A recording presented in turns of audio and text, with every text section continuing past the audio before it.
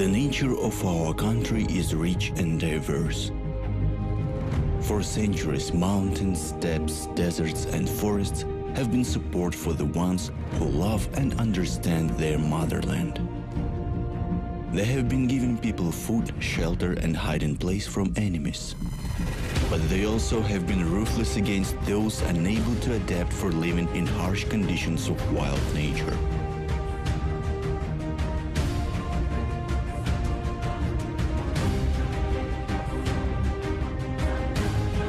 Along with the constantly operating outdoor Kazakhstan tele-expedition, you will visit the most remote corners of our country and learn how to survive life or death outdoor situations.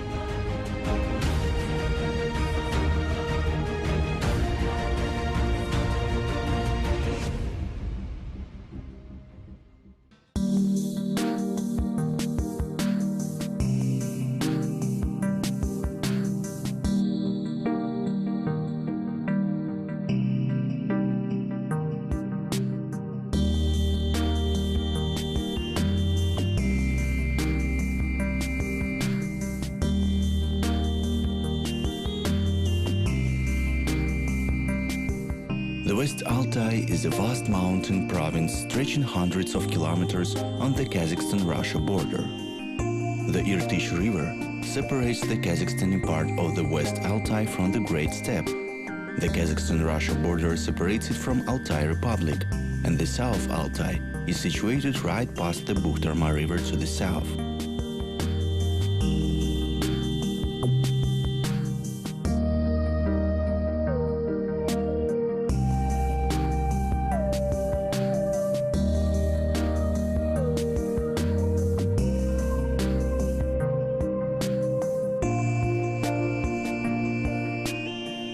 All the parts of the Kazakhstani Altai belong to South Siberia. The flora and fauna of the Krai have all the characteristic features of the Siberian taiga southern subzone. Wintertime, the snow depth is up to 2 meters and more. That is why free-range husbandry is not a common practice here. So wildlife do not compete with domestic animals for pastures and live just the way they lived thousands years ago.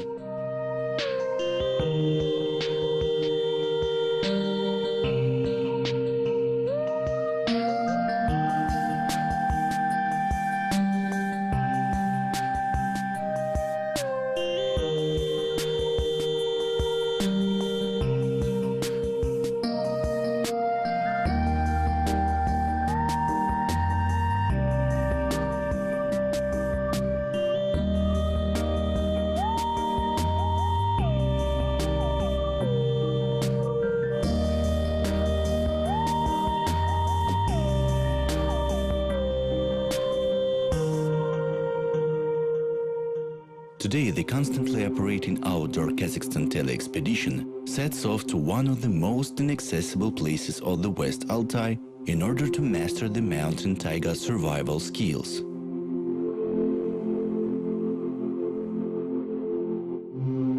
In 10 days, our cameraman Maxim will have to survive on the mountain plateau top in the Boma River headwaters. According to the experiment conditions, he can eat only the nature of food that he would find in taiga. He can fish, pick mushrooms, berries, dig out plant roots and hunt.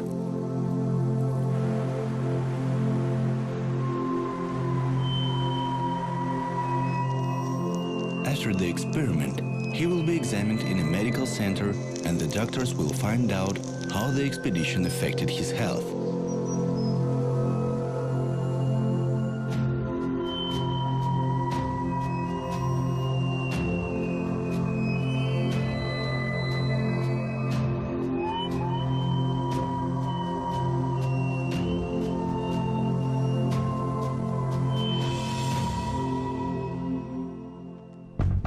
The expedition reached the supposed shooting region in almost 2 days. It took a day to get to the Rider district center. 1,150 kilometers was the distance they covered. 100 kilometers from Rider to the ecological Poselye Chornaya Uba, the travelers easily covered in 1.5 hours.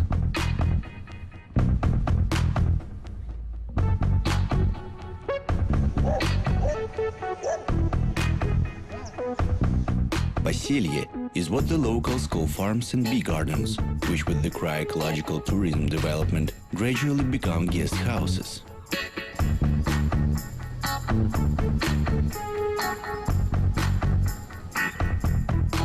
Our cameraman spends the night in relatively comfortable conditions of a guest house for the last time, as tomorrow morning he will have to reach the top of the absolutely uninhabited plateau and spend 10 days there all alone without any food among wild animals.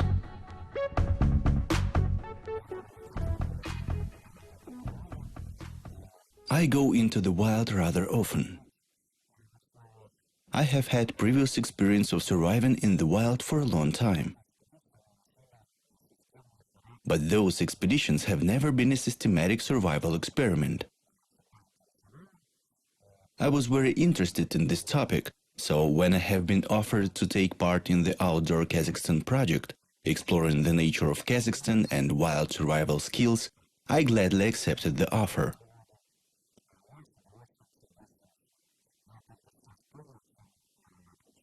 I have just realized the difference between simple and television survival.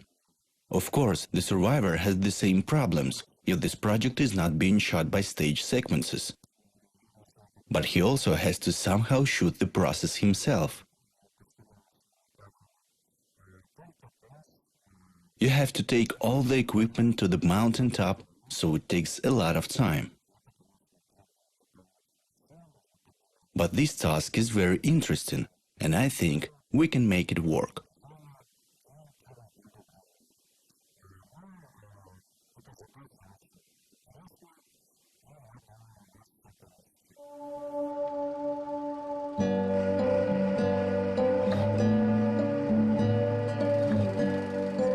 Early in the morning, the Poselya owner Evgeny Sidelnikov and his workmen load all of Maxim's equipment on a medium artillery tractor. This is the only transport able to make it to the winter hut of sable hunter Victor, who lives in the taiga all the year round. Our cameraman is going to climb to the top of the plateau from that place. The off-roader cuts across the Chornaya Uba river and goes deep into the taiga wilds. Time almost destroyed the old geological road. Autumn windstorms bring down the trunks of dead trees, and even the artillery tractor is not always able to deal with such obstacles.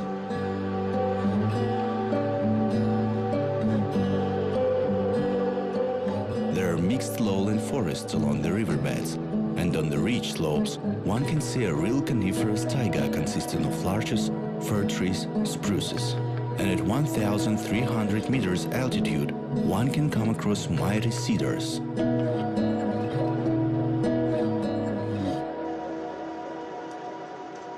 Suddenly the track snaps. The film crew is afraid that such a terrible breakdown may be recovered on Let's Kolkova, but the experienced taiga dwellers repair the off-roader with the help of pinch bar, sledgehammer and other nanotechnologies in a few minutes.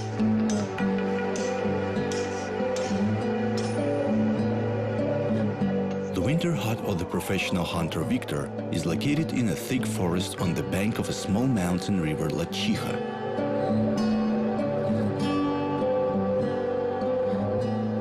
Some present-day rivers of gold bear the same name since the times of Freemasons. Altai Freemasons did not have anything to do with the Masons. It was the name for fugitive serfs, old believers and simple thieves who lived in the wild Rocky Mountains. They broke out of Tsarist regime, built huts on the riverbanks, hunted sables and washed gold.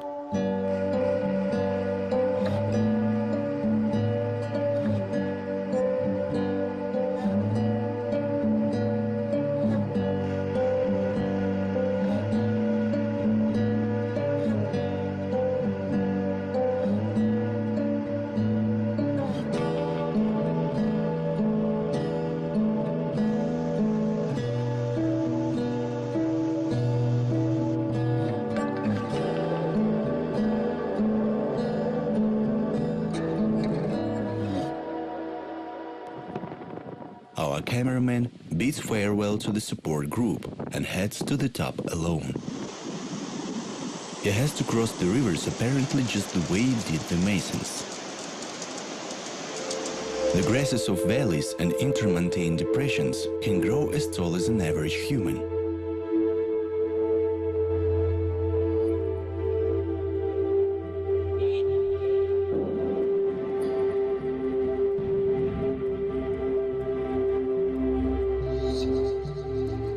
When it rains, it is very hard to walk in the sudden jungle.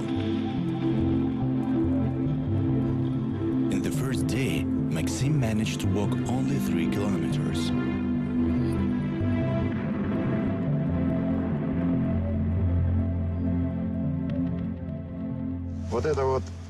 These are faliota or rivelas. I will surely fry them. The breakfast is ready.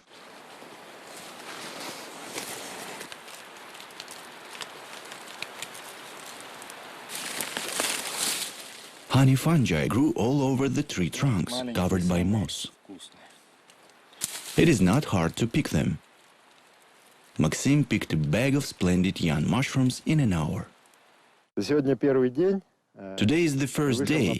I came to a meadow and picked this bag of mushrooms. That does not mean that I am going to eat only mushrooms, but at least I will have a 10-day food reserve, a bag full of honey fungi. Now I am going to dry them, and in extreme case, I will not die of hunger.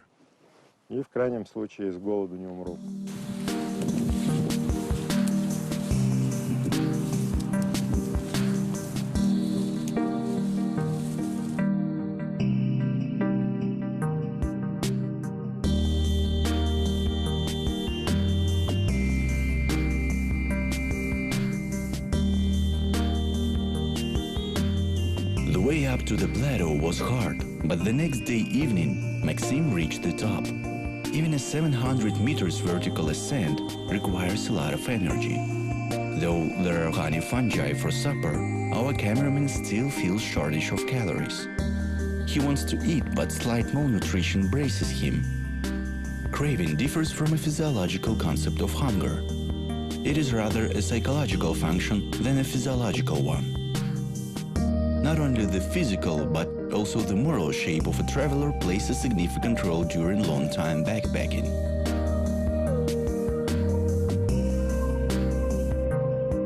Mountaineers and fans of other types of extreme tourism have special temper that helps them to derive enjoyment from physical activity. High moral mobilization makes brain neurons increase synthesis of endorphins, the hormones having effects similar to opiates. A human in such condition is able to overcome great physical challenges and manage with less amount of food.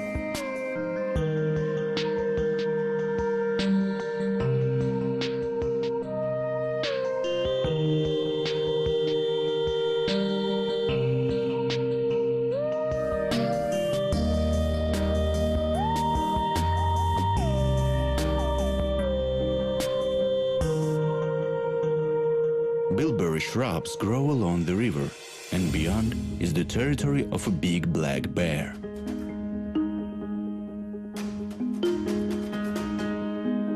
Hunter Victor told much about him. He lost his mother, got out of control and became a real cannibal like Hannibal Lecter. He couches motionless on a cliff near a trailway, watching for a poor victim, jumps on it like a sumo wrestler, breaks their backbone with one hit, and savorily eats out the body before it gets cold. Victor found here the remains of 3 young bears and a moose corpse. The tourists' greatest concern is what is the probability of unprovoked attack by a bear. The scientists undoubtedly say that bear is the most dangerous mammal predator currently living. Bears usually prefer to avoid humans in the bear hunting areas, but an instant unprovoked attack is rather possible in case of an unexpected encounter. Dozens of people get killed by bears every year. Professional hunters advise unarmed tourists not to go to the areas of very high bear density.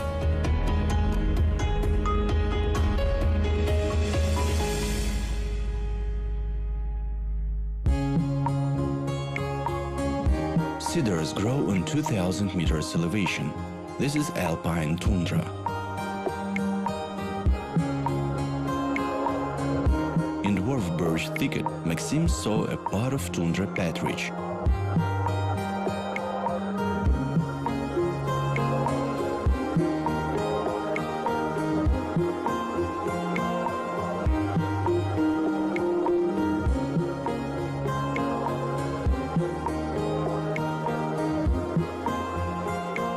And from the pass, a side of a green bowl edged by spikes stuck out of cliffs.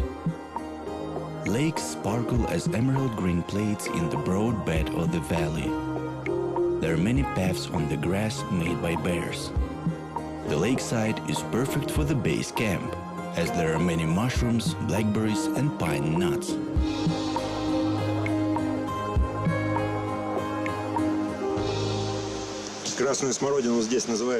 This red currant is very sour, but in September, when it is a little bit freezing, the berries become sweet sour and very tasty.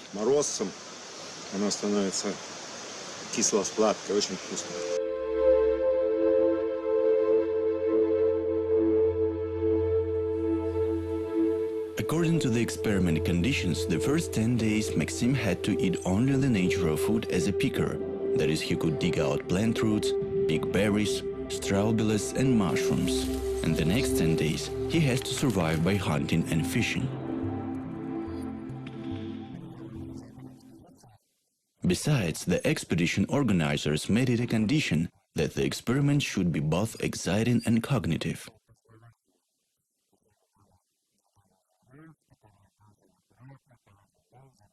They gave me a register to chronicle which and how much food could I find in the autumn forest. Then the calorific capacity will be defined and matched up with the amount of energy I spend for inevitable everyday physical activity. I must measure them. Actually, it does make sense, because it is easy to practice self-denial and refrain from food being in stationary conditions, lying on the sofa at home. But when you have to walk 10 kilometers a day with the load, of course you must compensate these energy losses. So our aim is to understand how likely can we compensate it with the help of wild nature. I personally think that in the city I eat more, move less and obviously have put on too much weight. And here I move more and eat less, so I hope to lose it.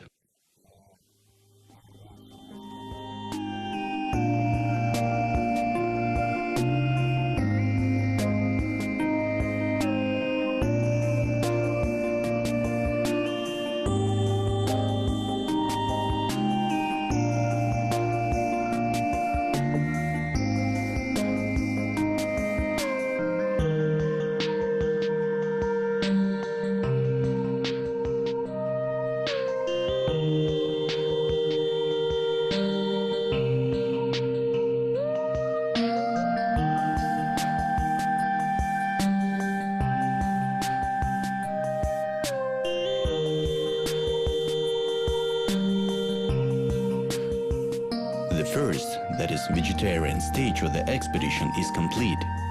Not only did our cameraman survive, but also, as he thinks, lost excess weight and restored himself to good health. But it is still not the time to leave Altai, as he starts the next hunting fishing stage of the expedition. Maxim has to survive by hunting and fishing for the next 10 days.